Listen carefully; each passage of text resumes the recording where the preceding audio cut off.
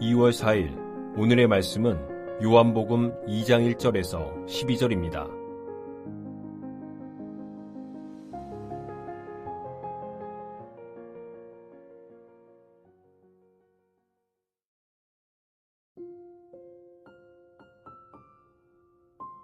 사흘째 되던 날 갈릴리 가나에 혼례가 있어 예수의 어머니도 거기 계시고 예수와 그 제자들도 혼례의 청함을 받았더니 포도주가 떨어진지라.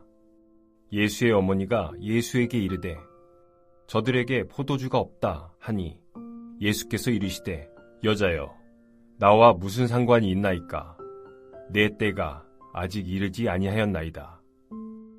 그의 어머니가 하인들에게 이르되 너희에게 무슨 말씀을 하시든지 그대로 하라 하니라. 거기에 유대인의 정결 예식에 따라 두세 통 드는 돌 항아리 6이 놓였는지라. 예수께서 그들에게 이르시되 항아리에 물을 채우라 하신즉 아기까지 채우니 이제는 떠서 연회장에게 갖다 주라 하시매 갖다 주었더니 연회장은 물로 된 포도주를 맛보고도 어디서 났는지 알지 못하되 물 떠온 하인들은 알더라. 연회장이 신랑을 불러 말하되 사람마다 먼저 좋은 포도주를 내고 취한 후에 낮은 것을 내거늘 그대는 지금까지 좋은 포도주를 두었도다 하니라. 예수께서 이 첫 표적을 갈릴리 가나에서 행하여 그의 영광을 나타내시매 제자들이 그를 믿느니라. 그 후에 예수께서 그 어머니와 형제들과 제자들과 함께 가버나움으로 내려가셨으나 거기에 여러 날 계시지는 아니하시니라. 요한복음 2장 1절에서 12절 말씀을 함께 묵상하겠습니다. 요한복음 2장의 가나 혼인잔치의 기적은 교회를 어렸을 때부터 다녔던 분이라면 너무나도 잘 알고 있는 기적이지요. 그래서 이 본문으로 여러 번의 설교를 들었을 것입니다. 또한 개인적 적용도 많이 하셨을 것입니다. 그렇기에 이 본문에 대한 다양한 해석과 적용이 존재합니다. 그런 해석과 적용에서 가장 적절하게 적용하고 해석할 수 있는 표식이 있는데요. 바로 11절입니다. 11절에 예수께서 이 표적을 갈릴리 가나에서 행하여 그의 영광을 나타내시며 제자들이 그를 믿었다고 합니다. 요한은 이 기적을 표적이라고 합니다. 정확하게 보면 가나안 잔치에서 물로 포도주를 만드신 기적은 표적입니다. 표적은 기적과 좀 다른 의미가 있지요. 표적은 어떤 것을 표시하고 가리킨다는 뜻인데요. 영어로 보면 일종의 사인이고요. 표지판이고 이정표입니다. 그러니 가나 혼인잔치의 기적은 어떤 특정한 목적을 드러내는데 목표를 두고 있습니다. 그렇다면 무엇을 드러내고 싶었던 것일까요? 이 표적을 이해하려면 요한복음의 구조를 이해하는 것이 좋습니다. 지난 월요일 요한복음 개론을 설명할 때에 요한복음은 총 7개의 기적과 7개의 설교와 7개의 나는 뭐뭐이다 라는 구조로 구성되어 있다고 말씀드렸습니다. 중요하니 다시 한번 말씀드립니다. 한 개의 기적과 그 기적을 설명하는 설교, 그러니 강화, 그리고 마지막으로 그 기적과 강화를 통해서 예수님이 나는 뭐뭐이다 라고 말씀하시죠. 이렇게 된 것이 한 세트이고요. 이 한 세트가 총 7개로 요한복음에 기록되어 있습니다.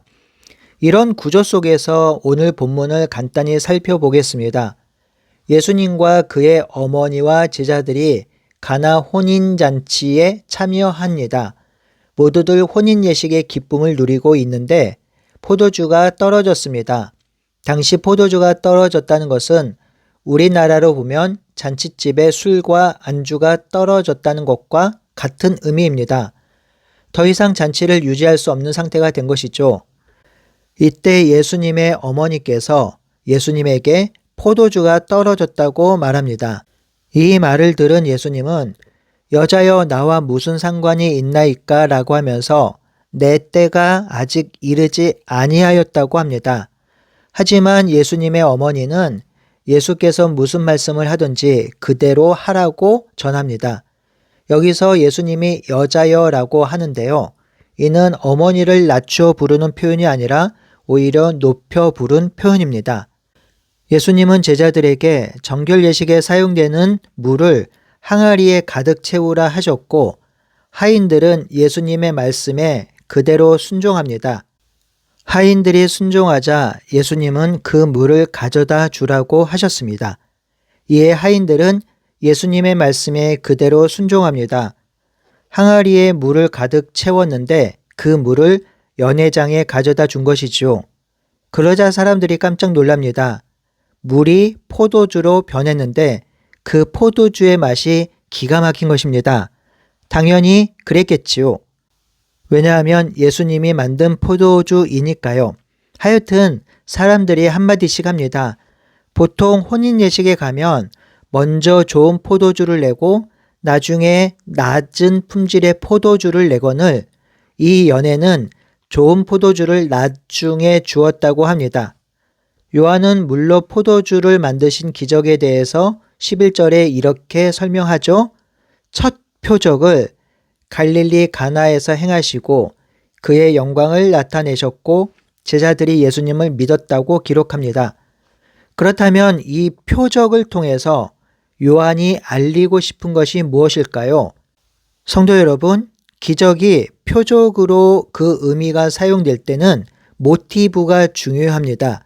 오늘 본문에서 중요한 모티브가 세 가지인데요. 첫 번째는 포도주, 두 번째는 혼인잔치, 세 번째는 정결 예식에 사용된 물입니다. 한 가지씩 살펴보겠습니다. 첫 번째 모티브는 포도주이죠. 유대인들은 이런 생각을 갖고 있었습니다. 메시아가 다스리는 시대, 그러니 메시아가 왕이 되신 새로운 시대, 새 시대가 시작되면 언덕마다 포도가 풍성하게 자랄 것이라고 믿었습니다.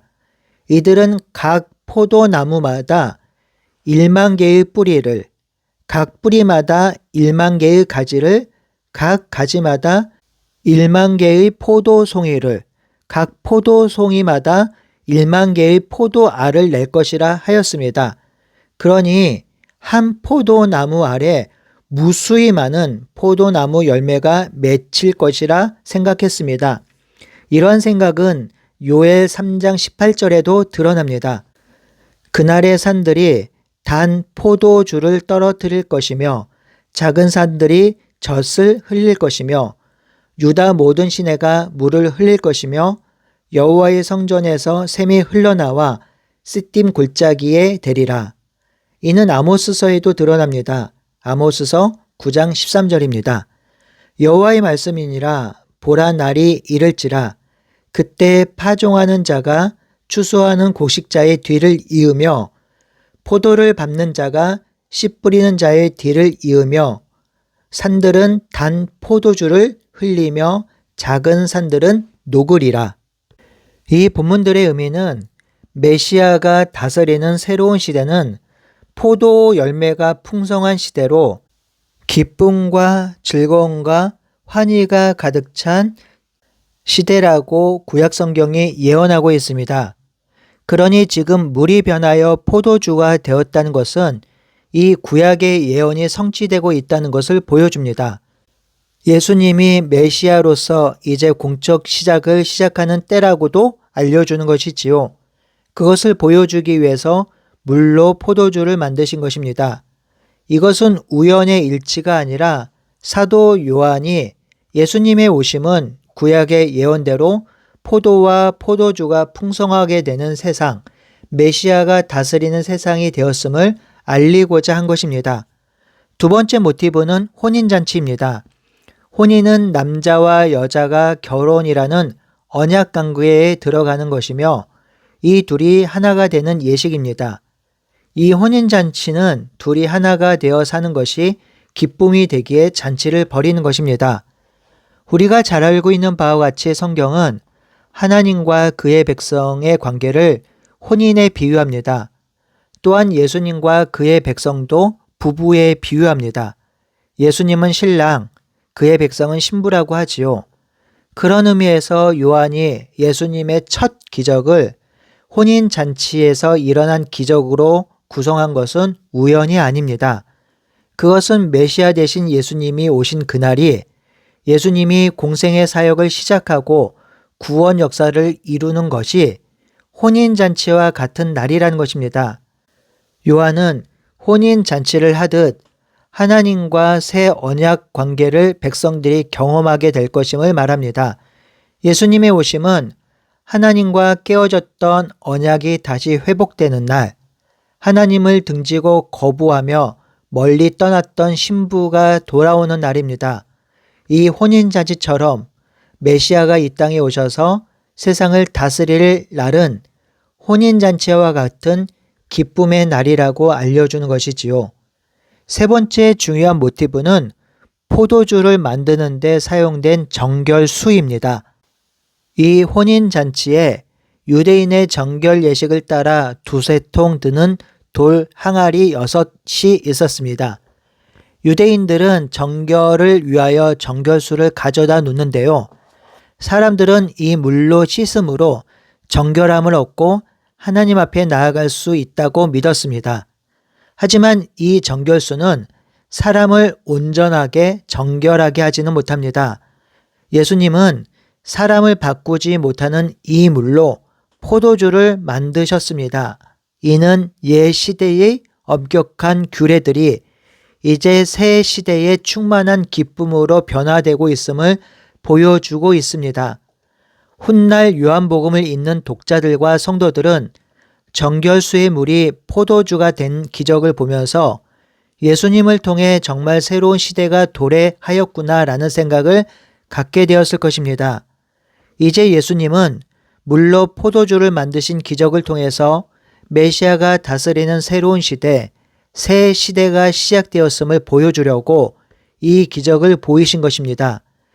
그러니 가나 혼인잔치의 기적은 하인들이 순종을 했더니 물이 변하여 포도주가 되었다. 물을 끝까지 채우는 순종을 했더니 기적이 일어났다라는 식의 적용은 조금 주의해야 합니다. 가나 혼인잔치의 기적은 분명한 표적입니다. 사인입니다. 이 표적과 사인은 예수님이 이 땅에 오심으로 새로운 시대가 시작되었으며 기쁨과 환희, 즐거움과 희락의 시대가 시작되었음을 보여줍니다. 그러니 예수님의 오심으로 사탄의 종으로 사망의 음침한 골짜기를 다니며 사망을 향해 달려가던 이 땅의 백성들이 생명을 누리는 시대, 칠흑 같은 어둠에서 소망의 빛으로 나아가는 시대가 된 것이지요. 우리 예수님의 오심으로 이런 시대가 시작되었습니다. 그러니 우리 주 예수 그리스도를 나의 주인, 나의 왕으로 모시고 살아갑시다.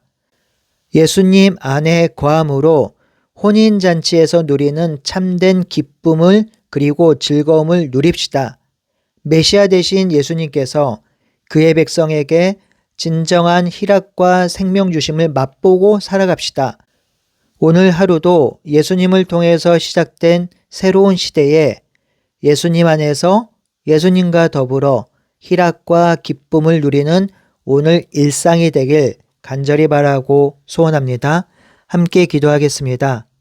하나님, 예수님의 오심으로 예수님을 믿는 사람들은 혼인잔치에 참여하는 기쁨을 누리게 되었습니다.